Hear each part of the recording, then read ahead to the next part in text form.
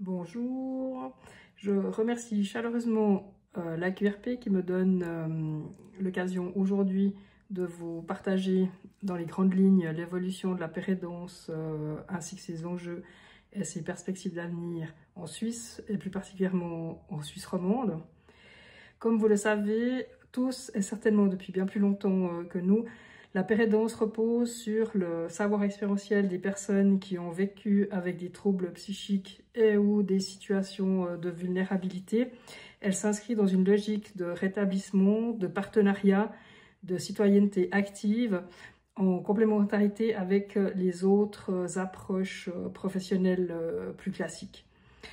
Je ne referai pas l'histoire, vous la connaissez bien mieux que nous puisqu'elle est inspirée par le mouvement de recovery et les pratiques nord-américaines qui incluent naturellement le Canada. En Suisse romande, elle a commencé à se structurer, je dirais, à partir des années 2010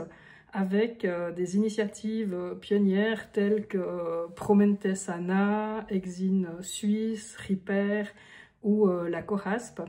dans lesquels je me permets toutefois de nous intégrer puisque le pôle santé mentale de la Fondation de l'Orme a débuté son implémentation du concept de rétablissement en 2017,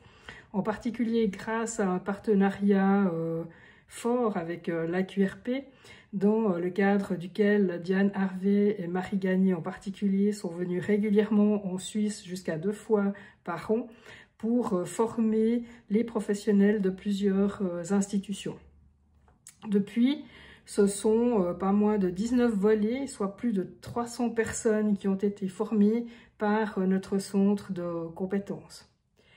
Nous avons également contribué à sensibiliser les décideurs en déployant la formation de l'AQRP, une fois encore, le rétablissement management et organisation, qui vise à sensibiliser et à accompagner les services vers et dans une transition qui facilite l'implémentation du rétablissement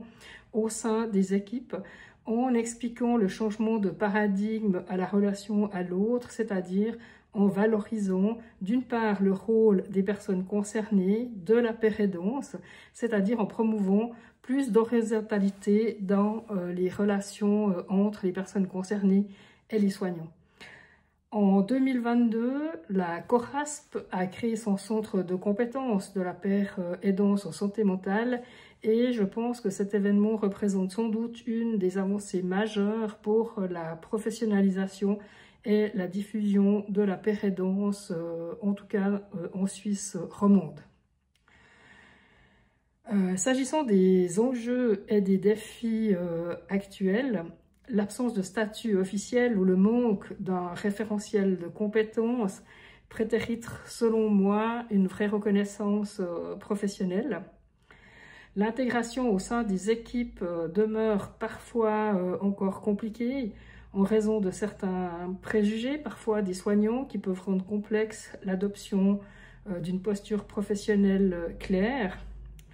Sur le plan des conditions de travail aussi, je dirais que le cumul de mandats qui est encore aujourd'hui nécessaire pour que les pères aidants puissent vivre de leur activité est susceptible de favoriser un risque d'épuisement. Un besoin de formation continue est avéré.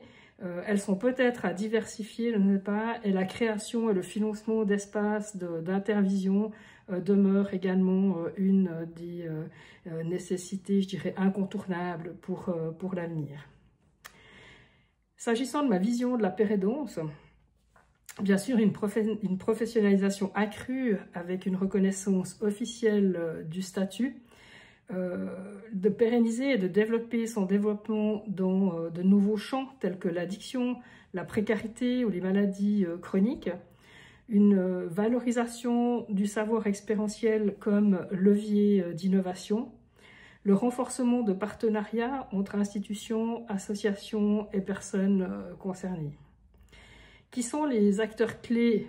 aujourd'hui en Suisse romande? Eh bien, je dirais le COMPAS, donc le fameux centre de compétences de la pérédance de la CORASP, l'association RIPER, l'association romande de pères praticiens en santé mentale, mais aussi des associations comme Peradicto, par exemple, bien sûr les hautes écoles pour le soutien à la formation nécessaire. En conclusion, je serais tentée de dire que la pérédance en Suisse est en pleine évolution. Elle représente une opportunité majeure pour transformer les pratiques d'accompagnement et renforcer l'inclusion des personnes concernées dans les systèmes de santé et de solidarité. Pour moi, c'est évident qu'elle demeure vraiment un levier clé pour transformer les services et répondre aux besoins des personnes dans une approche certainement plus humaine, plus inclusive et encore plus durable.